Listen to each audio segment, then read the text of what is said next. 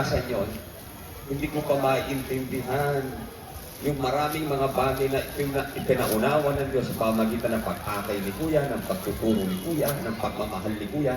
Hindi lang po sa salita, hindi doon sa kanyang ipinadama sa akin bilang kapatid sa iglesia po ng Diyos. Naramdaman ko yung kanyang pag-ibig at ng kanyang may bahay.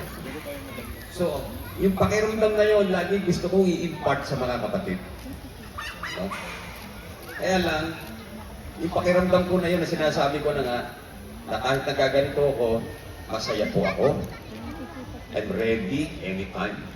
Kahit po ako magpahinga, kahit anong oras, masaya po akong tatanggapin yun.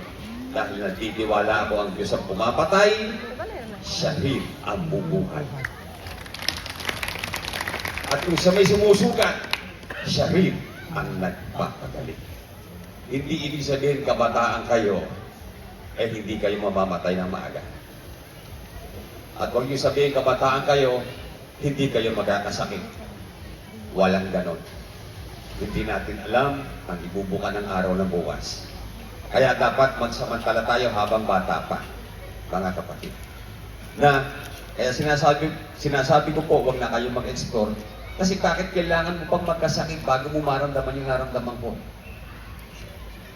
Na nung maranasan ko yon, mas lalo ko napanatag, mas lalo ko naintindihan yung buhay, yung pagtuturo ni Kuya, mas lalo po ako napayapa, lalong nagtiwala sa Diyos, nagsisikap araw-araw, dahil naranasan ko na kumbagay natanaw ko na yung kamatayan. Kaya lagi kong tinitreat yung araw ko na another day. This is my last day. Lagi pong ganon. Kaya tuwing gigising sa umaga, salamat po, Panginoon, sa panibagong araw. Samahan niyo po ako sa buong paggawa sa maghapon. Araw-araw po yun. No?